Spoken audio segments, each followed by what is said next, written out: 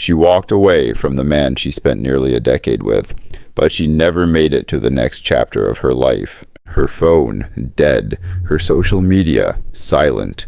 Her handbag was found clinging to the edge of a jagged cliff, like it was trying to tell the story she couldn't. There were no screams, no goodbyes, just disappearance. If you're drawn to real-life stories that blur the line between heartbreak and horror, subscribe now, because sometimes the truth doesn't leave a trace.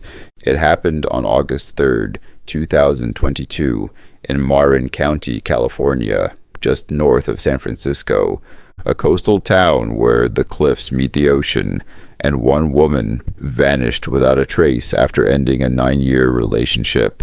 August 3rd began like any other ordinary day. Quiet coastal winds, overcast skies, and the faint crash of the Pacific Ocean kissing the rocks below Marin Headlands at exactly 9:12 a.m. Security cameras at a modest apartment complex caught 33-year-old Marielle Benton walking out the front door. She wasn't running. She wasn't crying. She looked composed, maybe too composed for someone who had just ended a relationship that had lasted almost a decade. In one hand, she held a worn leather handbag she'd carried for years. In the other, a neatly folded hoodie.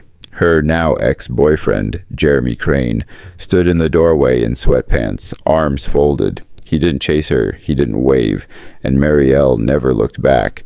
That would be the last time anyone ever saw her. Marielle's relationship with Jeremy had been both long and complicated. They'd met at UC Berkeley during orientation week, fallen in love quickly, and seemed inseparable. But over time, cracks formed. Friends described it as emotionally exhausting, with Marielle often confiding in others about Jeremy's controlling tendencies. He allegedly kept track of her text messages, discouraged her from maintaining close female friendships, and insisted she check in multiple times a day. Still, she stayed, until she didn't. That morning, according to a neighbor, Marielle told Jeremy calmly that she couldn't do it anymore. She left behind nearly everything: clothes, furniture, and even a shared cat named Luna. All she took was her phone, her wallet, and her freedom, or so it seemed. Marielle's phone pinged one last time at 10:08 a.m. near Point Bonita Trailhead, a popular hiking route nestled along the rocky cliffs of the Pacific coast. It's a breathtaking but dangerous place, beautifully deceptive, like the life Marielle had just walked away from. When she didn't respond to texts later that evening, friends initially assumed she just needed space. After all, she had been planning this exit for months. By the next morning, concern was growing. Her best friend, Clara Lee, tried calling 5 times, straight to voicemail. Clara drove to Marielle's favorite spots: the coastal cafe where they often journaled together, the yoga studio she adored, even the overlook where they'd once watched the sunset after a breakup scare in 2019. Nothing. When Clara called Jeremy to ask if he'd heard anything, he reportedly said only, "She left. What else do you want me to say?" There was no panic in his voice, no hint of worry.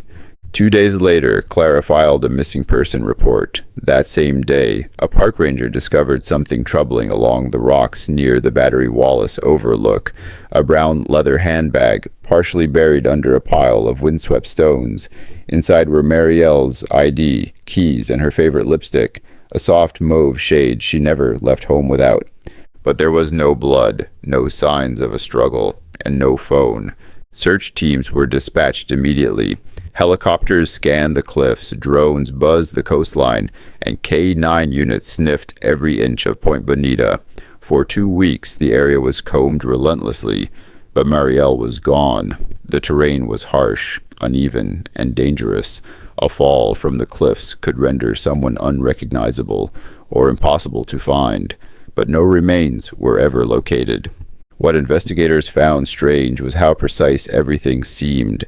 The bag wasn't flung or scattered. It was placed, almost ritualistically. Her hoodie was folded and tucked inside. There were no fingerprints on the zipper except hers. It was as if Marielle had deliberately left it as a clue or a goodbye. But those who knew her insisted she'd never do something reckless. She had just been accepted into a new counseling program in Santa Rosa. She had plans. She had therapy booked for the coming week. She had finally chosen herself. Her journal, found weeks later by her therapist, was filled with hopeful entries. "I'm finally starting over. My life begins now," which made the silence all the more haunting. As public interest in the case grew, so did suspicions around Jeremy Crane.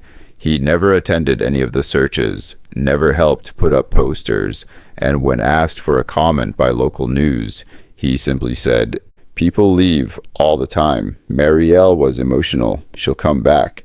But her phone never pinged again. Her bank accounts remained untouched. Her social media stayed silent. Jeremy, meanwhile, lawyered up. When police questioned him, he offered a shallow alibi. He had been home all day playing video games. No one could verify it. There were no security cameras inside the apartment. No neighbors remembered seeing him after Marielle left. A polygraph test was suggested. He refused. Jeremy's online behavior grew darker too. Just weeks after Marielle vanished, he changed his Facebook status to single, posted gym selfies, and even made a post that read, "Some people disappear for attention." That post was deleted after a public backlash, but screenshots remain. Still, with no evidence of foul play, no body, and no confession, Jeremy remained untouched by law.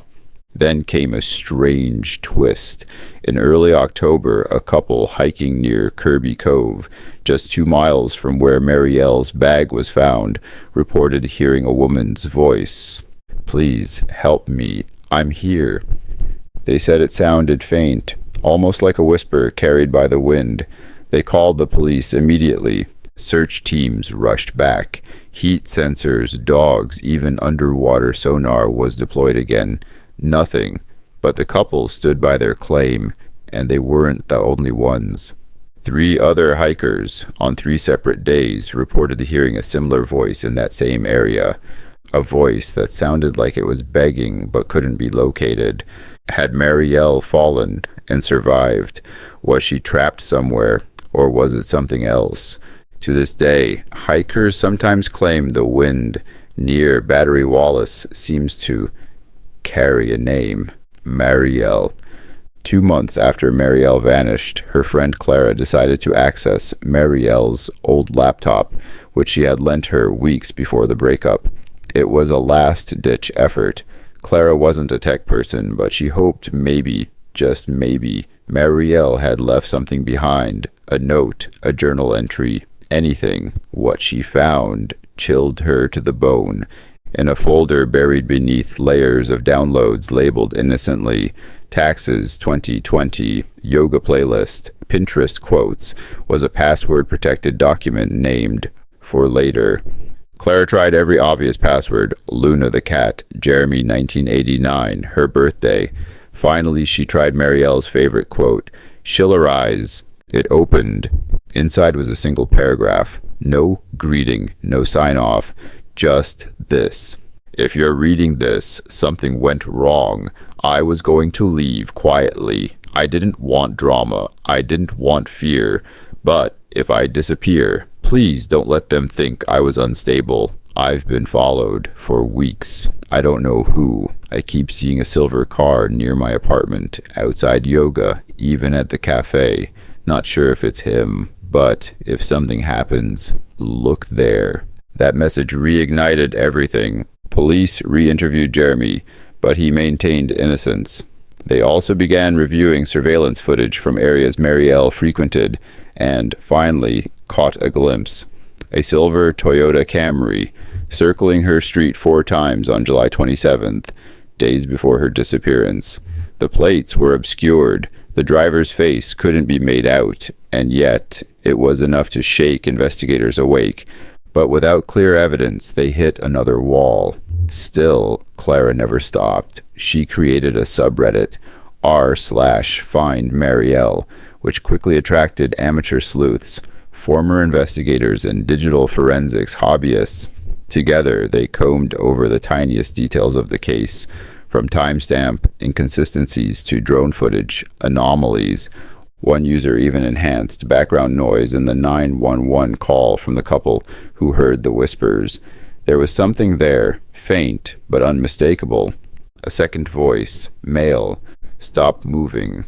April 12th, 2023, 8 months after Marielle disappeared, firefighters responded to a small vehicle blaze off a service road near Muir Beach, just 5 miles from Point Bonita. When they extinguished the flames, they discovered a burnt silver Toyota Camry. The plates were melted. The VIN had been scratched out, but once recovered, it matched a vehicle reported stolen from Oakland in late July 2022.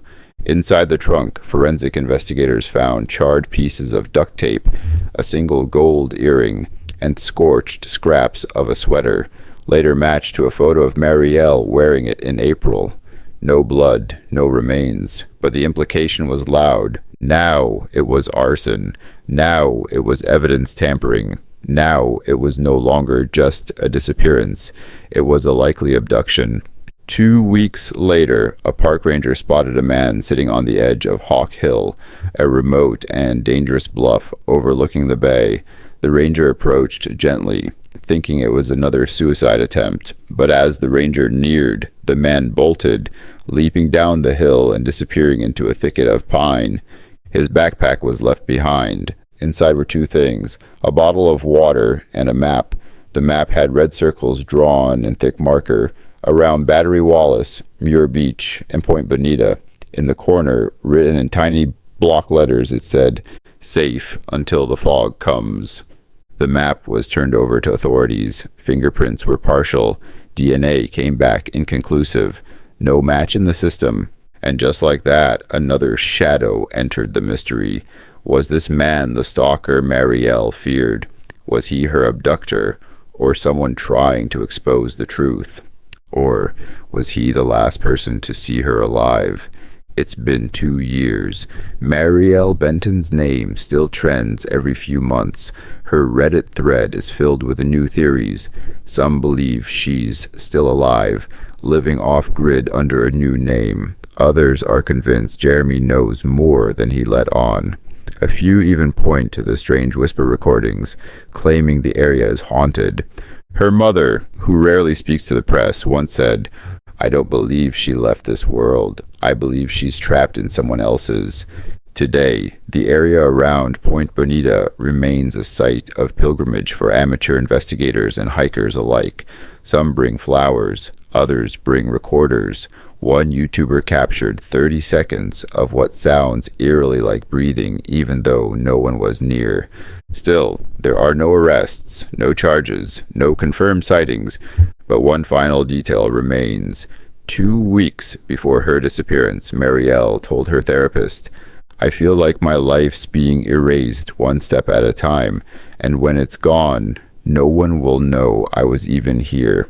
That line now sits at the bottom of a mural painted in her honor at a local community center. "When I am gone, let the rocks speak for me." And maybe they are. Maybe they always have. Stories like Marielle's don't end with a period. They end with a question mark. Not just where did she go, but who failed her? Did anyone listen when she said she was afraid? Could this happen to someone you know? Maybe the rocks remember. Maybe the wind carries her voice. But what if we're the ones meant to carry her story forward? Have you ever walked away from something or someone thinking freedom was just around the corner, only to realize danger can be waiting in silence? Let us know what you think. Could Marielle still be out there? Was this a planned disappearance gone wrong, or something darker? Leave your thoughts in the comments below. Someone out there knows something, and maybe someone reading your words might finally come forward, because when a person disappears, their voice doesn't have to. It becomes ours.